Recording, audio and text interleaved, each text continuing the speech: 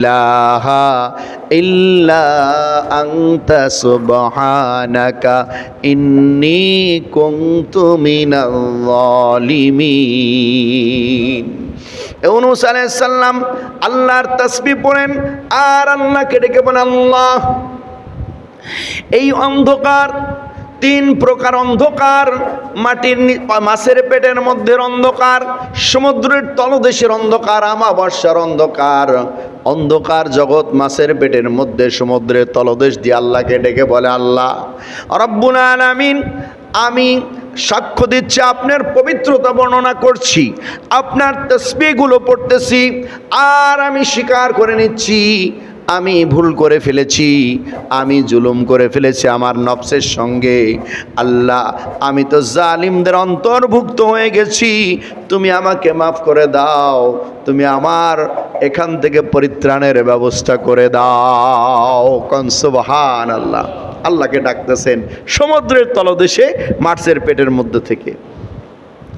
আল্লাহ রাব্বুল আলামিন সঙ্গে সঙ্গে ইউনূসের ডাকের জবাব দিলেন, ফাস্তাজাবনা লাহু ওয়া নাজ্জাইনাহু মিনাল গাম্মি ওয়া কাযালিকা নুনজিল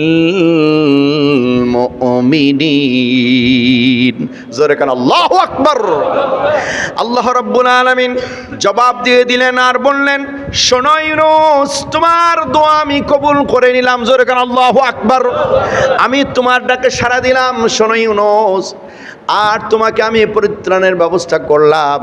কিয়ামত পর্যন্ত যারাই মুমিন হবে, যারা ঈমানদার হবে, যত বিপদ আসুক, যত সমস্যায় পড়ুক, রোগ শোক বিপদ আপদ যায় আসুক না কেন, আমার কাছে যদি ডাকে, আমাকে যদি আহ্বান করে, আমার কাছে সাহায্য চায়, আমি এভাবেই সমস্ত মুমিনদেরকে মুক্তির ফয়সালা করে দিব।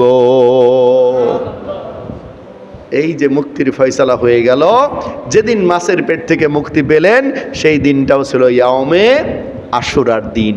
আল্লাহ তাআলা কবুল করুন, আমিন। সম্মানিত ভাইয়ের আমার, সুতরাং আজকে ইয়াউমে আশুরার আলোচনার থেকে আমাদের শিক্ষা হলো, সামনে আমরা আরও আলোচনা করব ইনশাআল্লাহ। আগামী জুমায় আশুরার আরও গুরুত্ব, কারবালার শিক্ষা, শেষে যে কারবালার ঘটনা, সেটা আমরা আলোচনা শুনবো ইনশাআল্লাহ। তবে একটা কথা বলি, সেটা হলো মুহররম নিয়ে কিছু কুসংস্কার আছে।